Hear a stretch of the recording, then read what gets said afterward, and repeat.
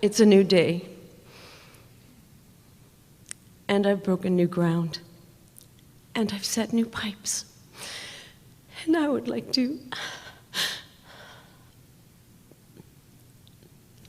I like that analogy so much. Let's talk about it just a little bit, because it's so close to the perfect analogy. It sort of will free you from things. So let's discuss it again, and then while you settle in, and then we'll hear from you. So, don't you like the analogy of the pond with the suction in the bottom that is in the analogy of step 1, step 2, step 3. Step 1 is asking. So there that contrast and asking is taking the water from the pond to the filter. And the filter is like the vortex. It only receives what is wanted and gives it back. In other words, everything unwanted is eliminated, so that this filter now holds only what is wanted. And it also spins. We think that's just really good.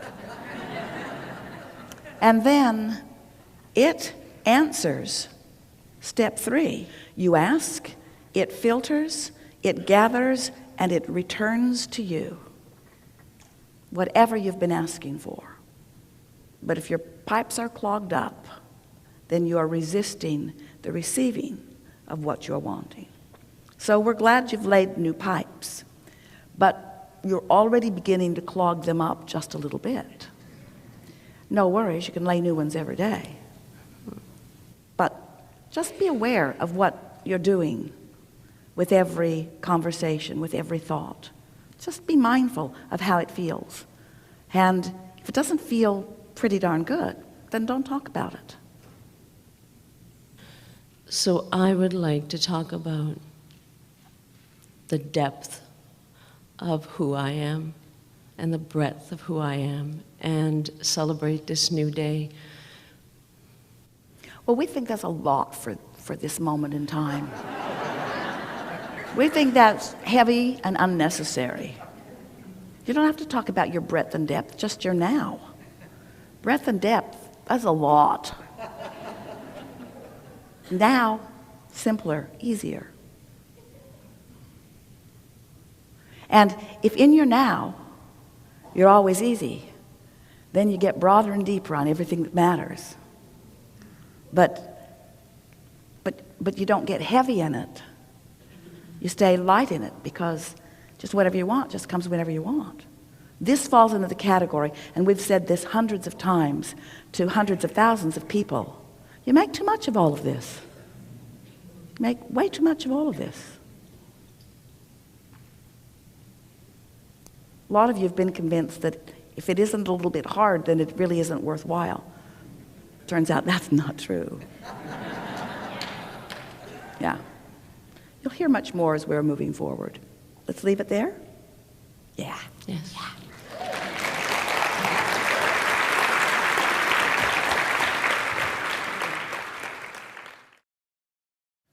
I had a question on my son, who was a heroin addict at the time. Came back from Iraq.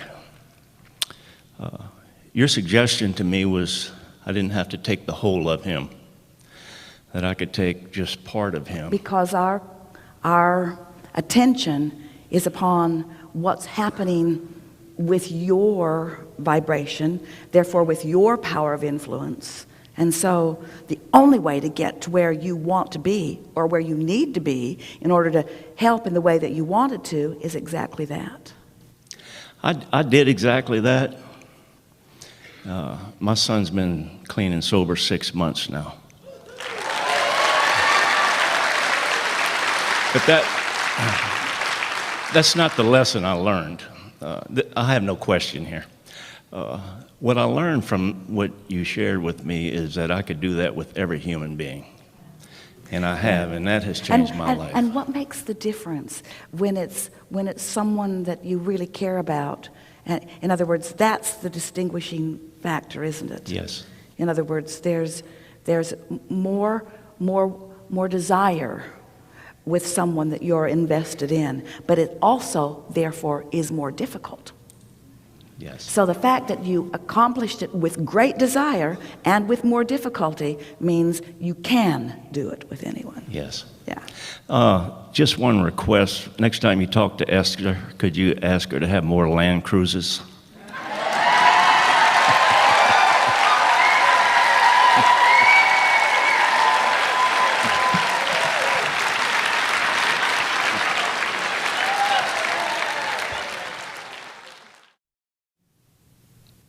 I guess my question is about spiritual alignment and how it all sort of fits in.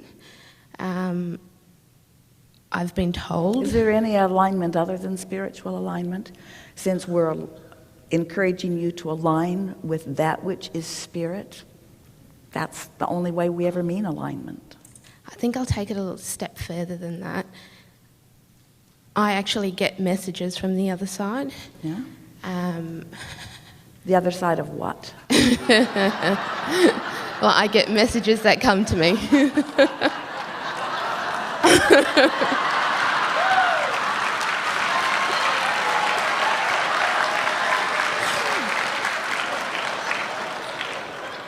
I guess...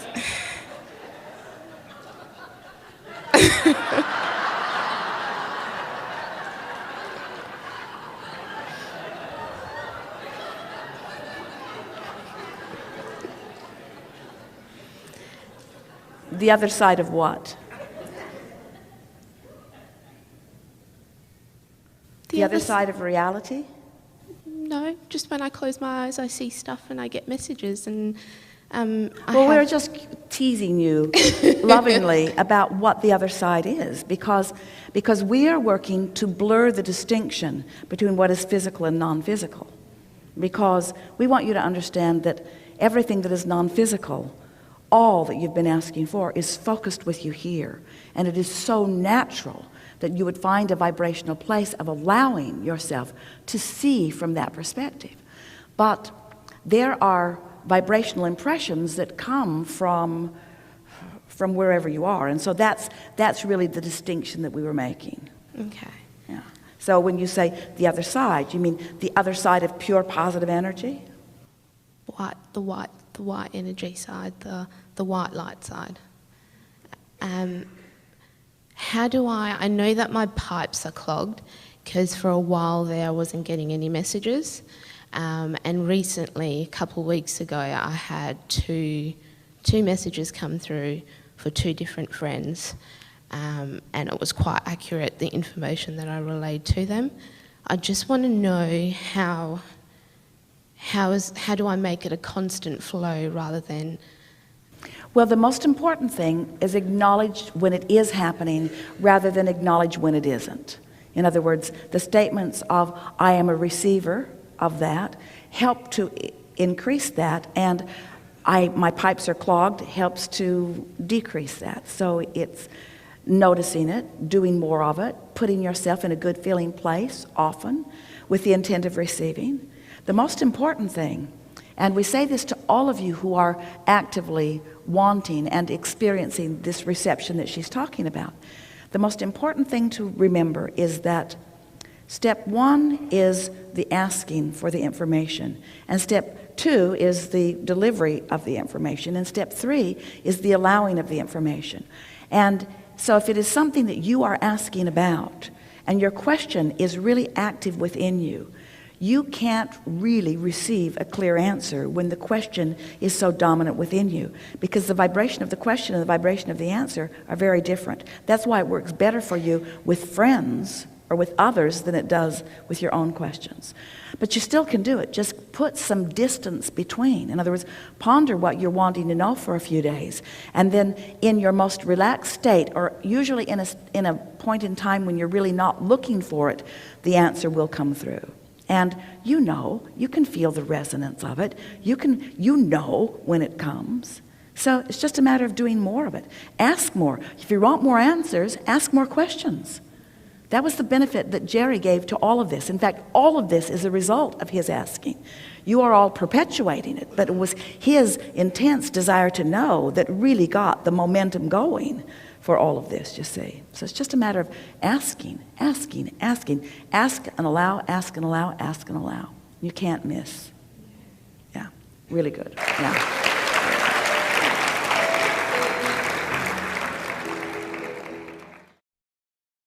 How can I really appreciate what I eat before I eat it, while I eat it, and after I ate it? Well, we've been saying to our friends for quite a while that in your stepping into this notion of deliberate creation, deliberate vibration, deliberate gridding, deliberate accomplishing of my point of attraction, deliberate synthesizing of my vibration, deliberate focusing, deliberate state of being, deliberate accomplishing a point of attraction that feels good while I'm doing it and attracts outcomes that I want. We're saying lots of different words, all meaning the same thing. This deliberate accomplishment of my state of being to which everything in the universe is responding to. To start with something easy. And that isn't it. To start with something easy. Now, just hear us out, because certainly we know you've been at it a long time, and you're not just starting, you've been finding your way on a lot of things. But still, we want to say, as if all of us just started new a day or two ago together, let's start with the easiest of things. And the easiest of things is whatever subject it takes to put you easily in a good feeling place, so that you're practicing that chronic vibration of feeling good until you're pretty good at being there on that high-flying good feeling grid disc more of the time. And then once you've been spinning there because you're in love with the ocean, and you're in love with nature, and you're in love with that person, and you're in love with this granddaughter, and you're in love with this, and you're in love with this, and you're in love with this, and you're in love with this. Then, once you have stabilized, is the best word we can use, once you have found stability in that vibration, you don't even have to address the subject that has been a former bugaboo. Your chronic vibration will just begin to evoke impulses from you that will allow the response from the universe and the response from your body, the response from anything and everything that you are looking for. Again, this falls in the category of you've got 10 subjects, 9 of them are out of whack, 1 of them is going really well. Focus on the 1 and the other 9 will come into alignment. You seem to not believe that. You seem to want to take the thing that isn't working and figure it out. And that's not the way. That's not how you get out ahead of things vibrationally. The way you get out ahead of things that aren't working vibrationally and improve them is by focusing upon the things that are already working until you own the vibration of that so substantially that then everything else falls into alignment. I was on the sky deck, and there are these 2 hot pools, and I lay in one of these hot pools, and with my ears underwater, just laying flat on the ground, I only heard the bubble, and I saw the albatrosses above me, and I was just like floating in heaven. And that's when the idea came to me, wouldn't it be nice to feel like this about food? Every time. So now, wouldn't it be nice to feel like this about food? Wouldn't it be nice to feel like this about food? Wouldn't it be nice to, isn't it nice to feel like this? Isn't it nice to feel like this? Isn't it nice to feel like this? Isn't it nice to feel like this? Isn't it nice to feel like this? Isn't it nice to feel like this? Isn't it nice to feel like this? What makes you have to make everything a teaching moment?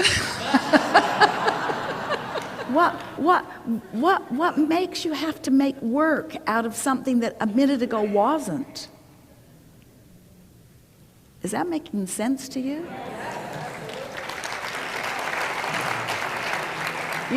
You've been working way too hard at all of this because you've been taught that there's no gain without pain and that you really have to pay a price in order to get something.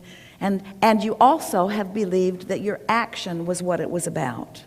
You haven't been owning the understanding that you are a creator of a vibration which allows. You are the creator of a vibration which attracts. You are the creator of a vibration which lets in, which actualizes. And so your only work is just to create the nucleus to allow it. But it is a little more complicated than that in the sense that you sift and sort and you ask, you do, you just don't do it all at once. So would you call that floating up there, feeling so good, watching, Kate calls them mustache birds.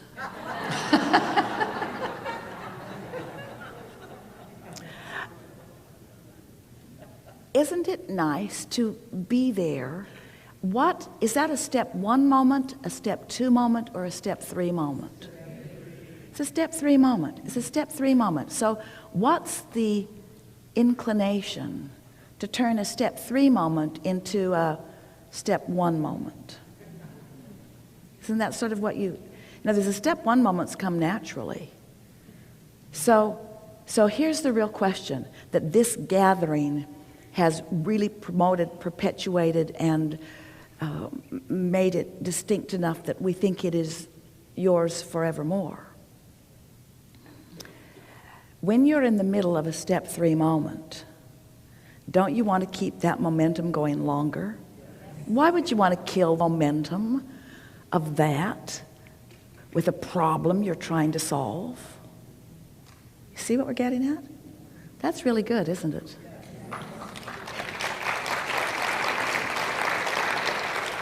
Maybe it's because your children did that to you. They waited till you were really in a good mood before they hit you with what they really wanted. And so you came from your great mood right down to, maybe that's where it started. Or maybe it's when you were children and the more carefree you felt, the more your parents thought they needed to control you, because after all, you have to be molded into substantial citizens who will carry your own weight. But we promise you, all of that tutoring was from people who were here on their grid. They were not flying high. And we just want you to know, only good can come from you the more you fly high. Only good can come from you.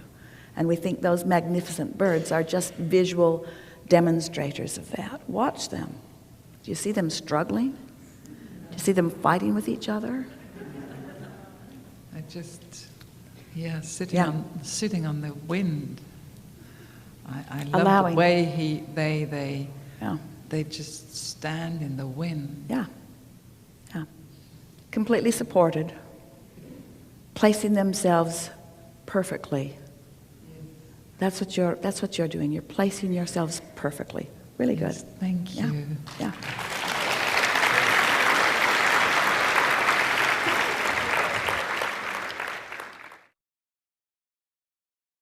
I heard you speak that at our most blissful moments, you are always there. Well, we are always there. We're always, always, always there. All that we are and all that you're asking for is always flowing to you and through you. But at your most blissful moments, you are aware of it.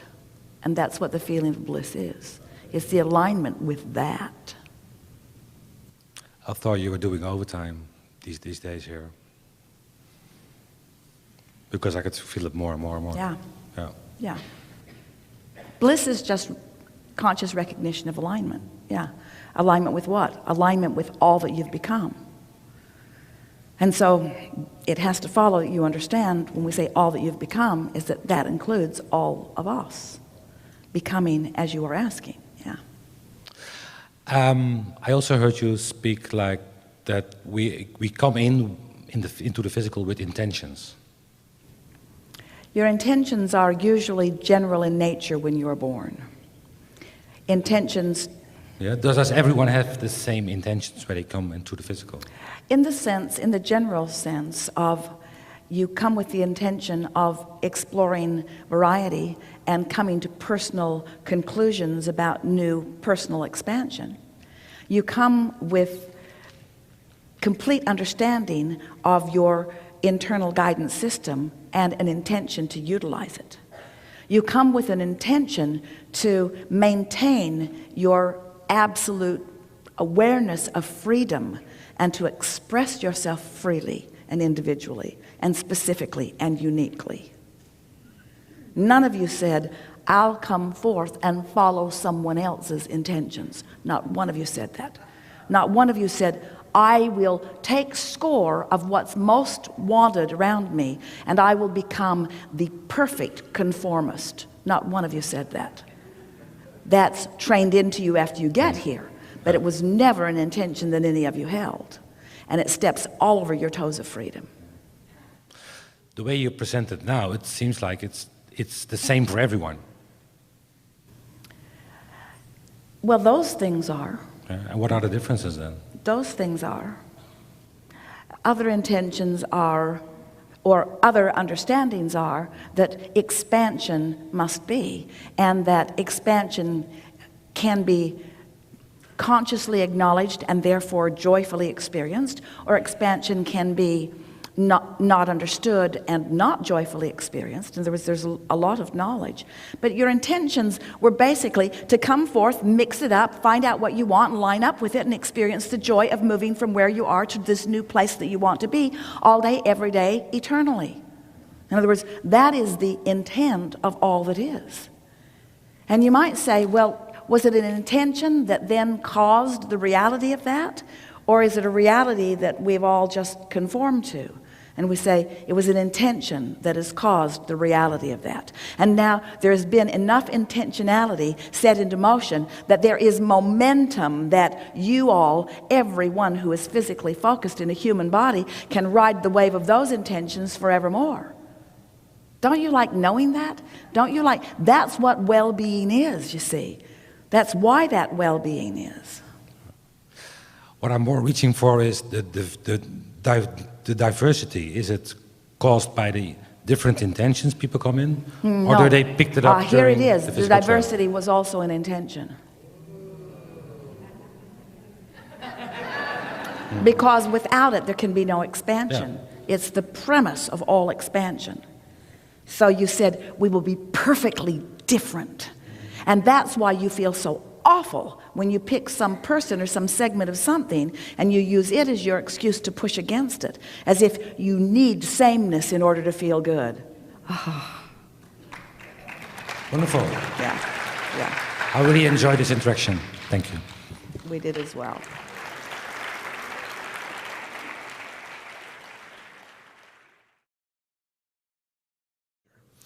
I use drugs to feel good, but I don't let it control my life.